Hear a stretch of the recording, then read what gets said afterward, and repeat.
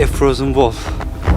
If you don't move, you freeze. Imagine a village where temperatures drop as low as minus 71.2 degrees Celsius. Here, spending just a few extra minutes outside can lead to frostbite, the loss of a limb, or even end of life. Is it frostbite? Oh, yeah. After staying outside for just over 15 minutes, my nose turned white. Ice crystals began forming inside the cells, and the tissue started to die. If I had stayed out 5 minutes longer, my nose would have suffered permanent tissue damage. When people breathed outdoors, it would sound like dry grass rustling behind them. That was the sound of warm breath turning into tiny ice crystals.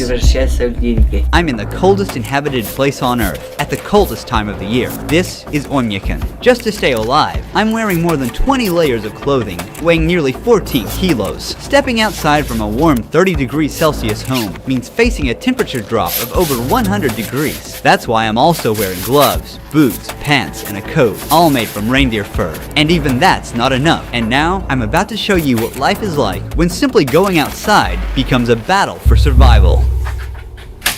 Within seconds outside, ice crystals start forming on the eyelashes, and the skin starts to sting. The village feels like it's been abandoned.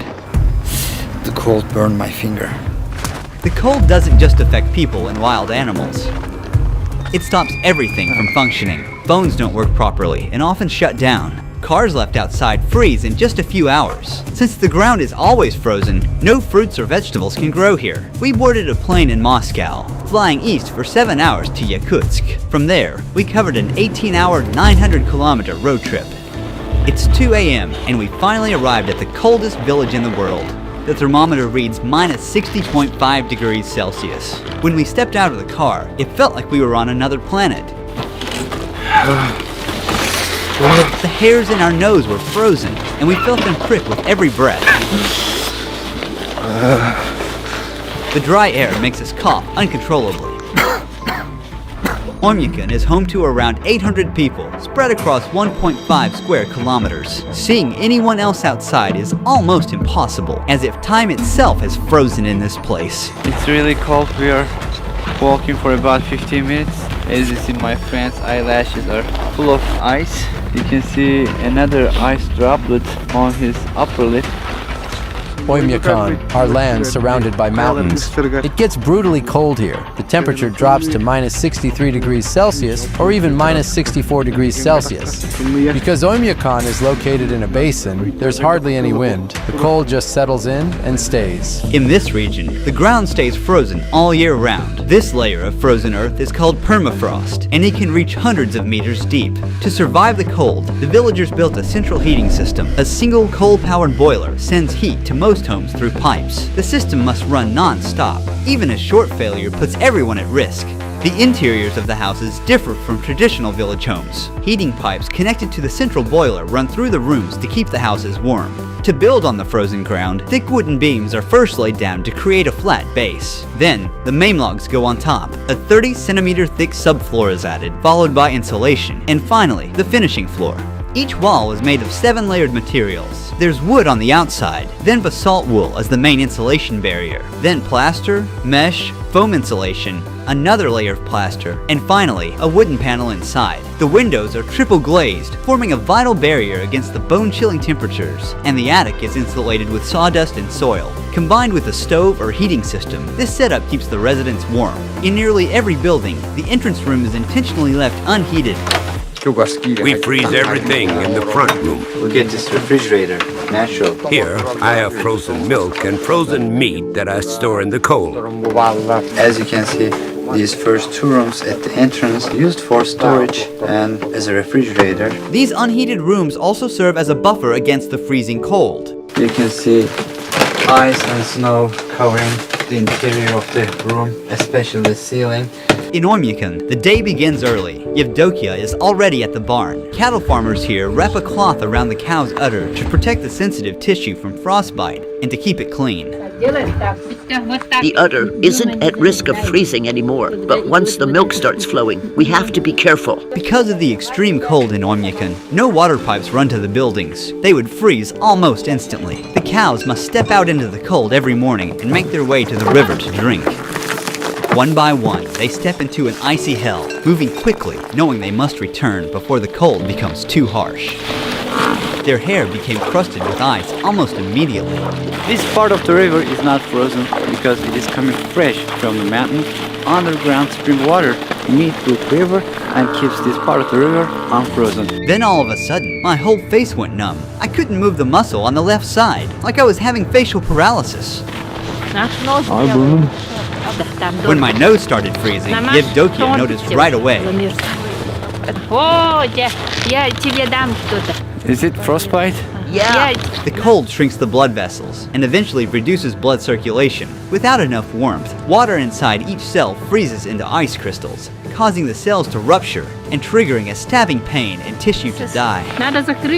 You should cover your face like this. While covering your face. Be careful, or it might turn black. From this point on, until the end of the documentary shoot, I won't be able to stay outside for more than 10 minutes at a time, or my already frostbitten nose could get even worse. But as the documentary progresses, and the temperatures drop even further, we'll be pushing our limits to show you what survival here truly demands. Here is the cure. This is aloe and just alcohol. You soak it like this, and apply it to the area that's frozen.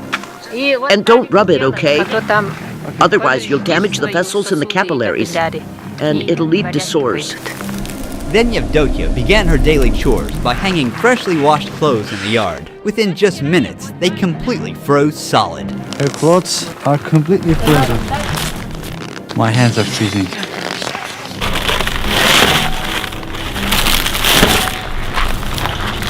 After that, she headed into the barn to milk the cows. I keep Yakut cows because they produce really high-quality milk. The fat content can reach 7 to 8%. As you can see, there are some ice and snow covering the ceiling, but here is warm. The sides are also covered in snow. You can see some droplets from the ceiling. That is because of the humidity. The air is thick with the smell of hay, warm milk, and livestock. Now we are going to meet a horse master. We're about to see the wild Yakutian horses in their natural habitat. Mikhail, Ruhi. here are the Yakut horses. The conditions here are so harsh that only they have been able to adapt. What is the temperature today?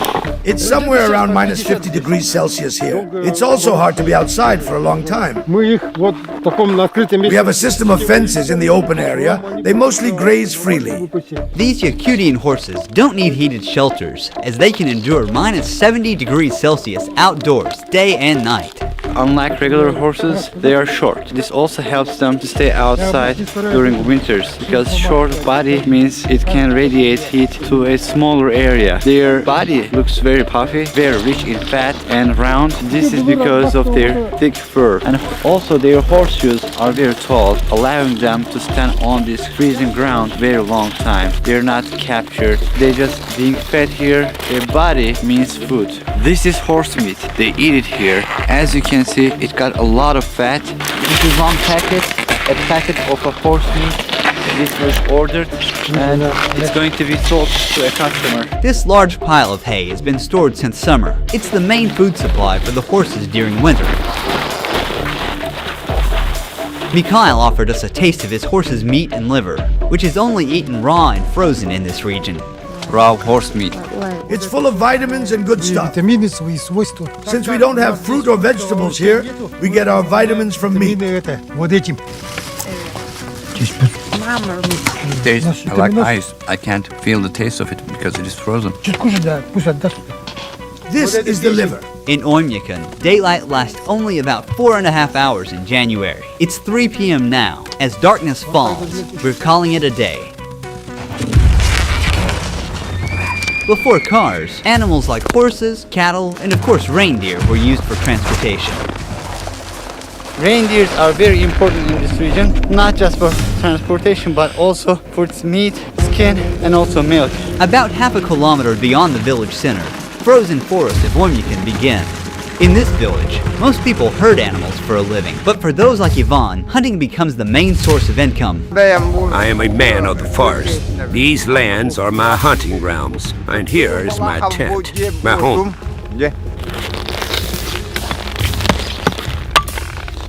He's making fire now. We need this fire because it is too cold here.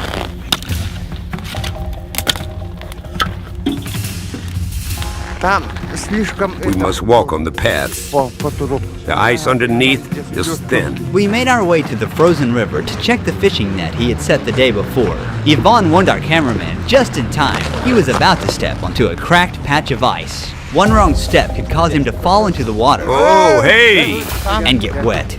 In the winter, when it was just as cold, my dad was out riding his horse in the woods. He fell through the ice and started freezing right away. Realizing that there was no warm shelter nearby and no chance of rescue, he made the decision to shoot himself to avoid a slow, painful death.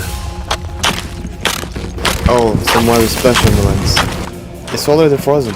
Our gear was already struggling to work in this temperature, and now this frozen lens is useless and we'll have to give up on it. To get the net, he's removing the ice from the hole using a small shovel. The fish remained alive for only a few seconds after touching the freezing air. Water was warm, but now on the surface, this fish is shocked. It's completely frozen. To make it easier to cut, he's warming the frozen fish by rubbing it with his hands. He's carefully slicing it into thin pieces. Frozen and raw wild fish. When it's frozen, you feel like you're just eating an ice. You should eat with salt. Fish are loaded with vitamins in the winter. Inside the tent, it's warm, but as you see, the outer part is completely frozen. He's feeding the fire and sharing some of the fish to nature. O Spirit of nature, accept our gift. Bless us with a successful hunt and grace us with the abundance of your land. According to his shamanic belief, he must keep the spirit of the hunt satisfied, or next hunt, he might come up empty. We're heading into the wilderness. Ivan wants to hunt something big. Looks like something's been through here. There are footprints and little patches of urine left behind. Look, roe deer tracks. We're getting close. Because I stayed out in the cold for more than 10 minutes, I've started to feel numbness in my nose again. I have to be more careful. I don't feel my nostrils.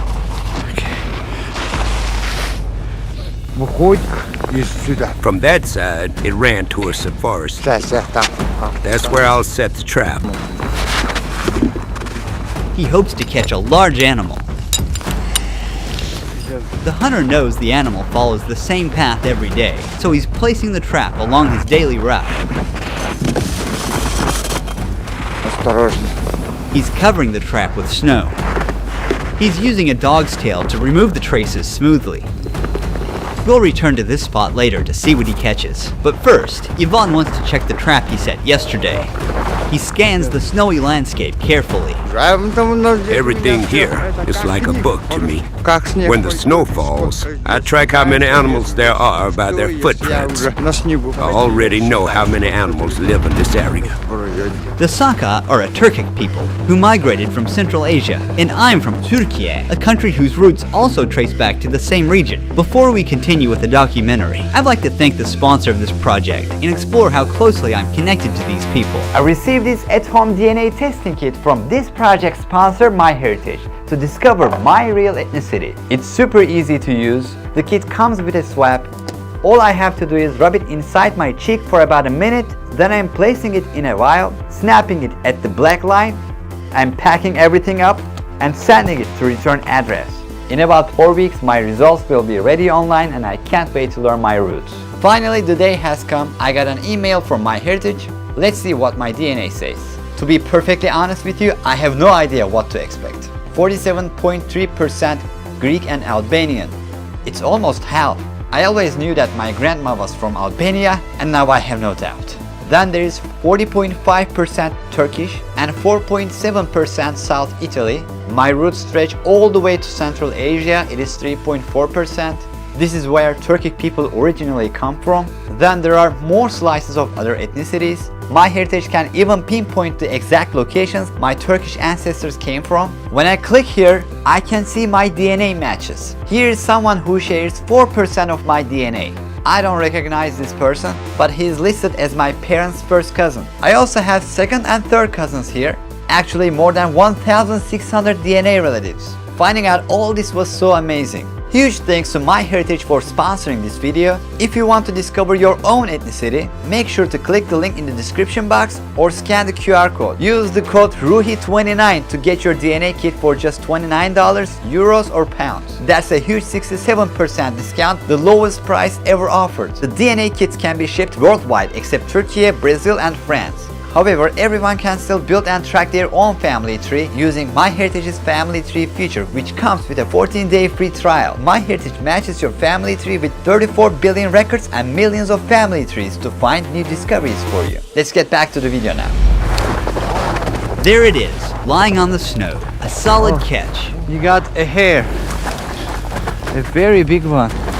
Quite enough for all of us to eat. It wasn't the trap that killed it. The freezing cold did as he lay there, stuck and helpless.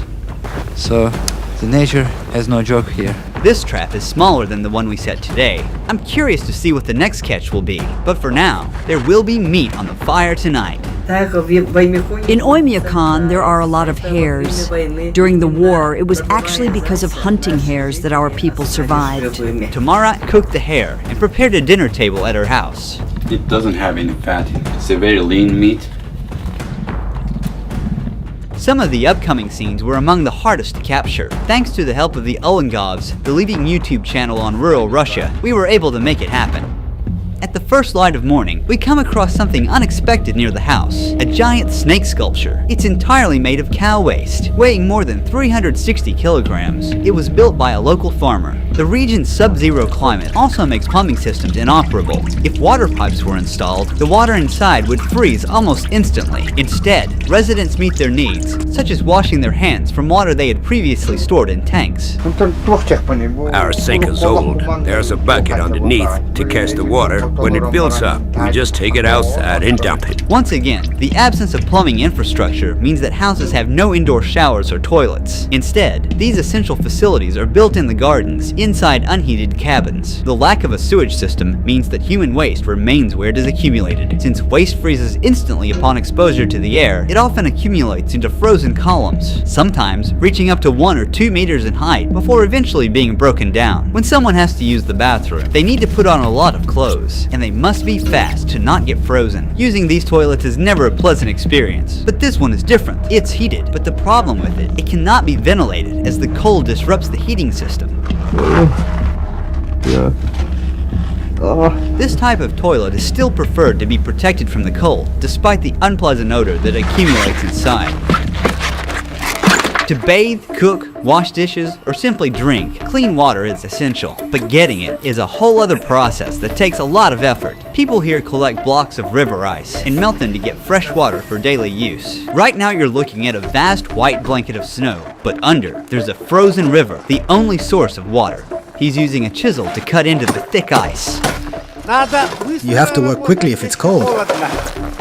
Otherwise you'll freeze. As we carve out solid blocks one after another, we lift them and place them onto the sled.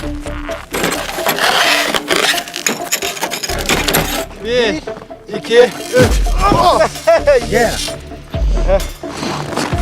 We've loaded as many ice blocks as a sled can carry.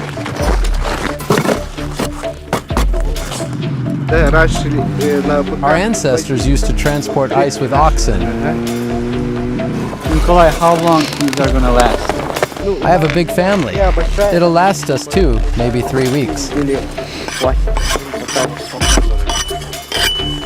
These huge blocks are kept either in the cold room inside the house or just outside in the backyard. They put them in a barrel and let them melt, and then they drink it. The ice blocks we collected together will not only be used in his own home, but also shared with neighbors so they can use the clean water to bathe. In this village, a bathing routine doesn't start with turning on a tap, but with chopping wood.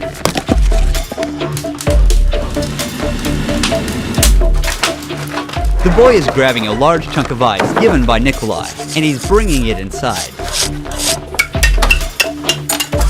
Our grandparents take baths for 2 hours. We usually stay for about an hour and a half. How long does it take for you to complete your bath?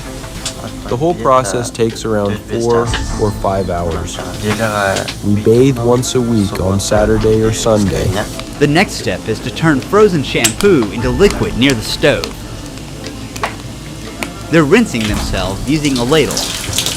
When they finish, they're dressing quickly as they'll step outside from 60 degrees Celsius to minus 54 degrees Celsius, a difference of 114 degrees Celsius. After their weekly bath ritual ends, the next morning begins early. It's 7:30 a.m. and children are waking up to a freezing cold morning, still pitch black outside. Thanks to this simple indoor tank, the kids can wash their faces and brush their teeth in the warmth of the house. But for other needs, the kids still have to use the outdoor toilet. Jana helps her daughters get dressed for school. The children wear many layers of clothing for their commute. Before they leave, Jana wraps a wool shawl tightly around their faces, covering their mouths and noses to protect them from the biting cold. Now, they're ready to go outside. The walk to school is about half a kilometer. Every winter morning, Nikolai walks his daughters. The school remains open in Oymyakon unless temperatures drop below bone-chilling minus 55 degrees Celsius. Below that point, it's too dangerous to go outside. Today, the thermometer reads minus 51 degrees Celsius.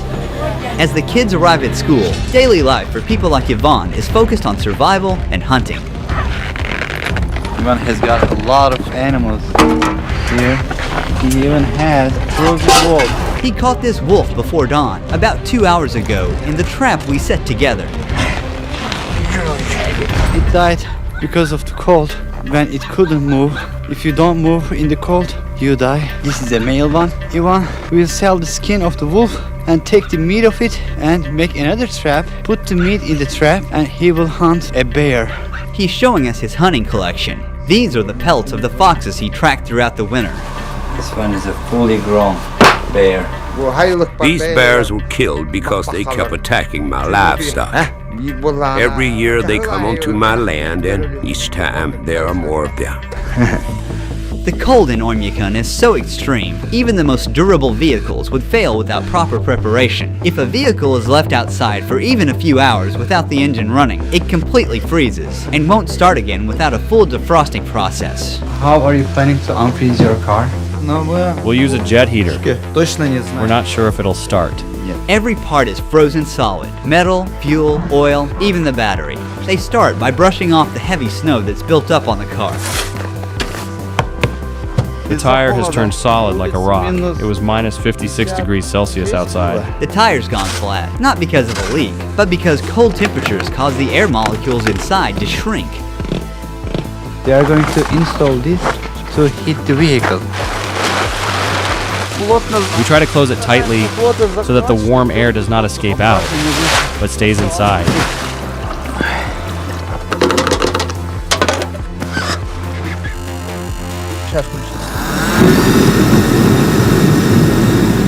Take this one. It's too cold outside. Because of this, everything needs to be kept warm.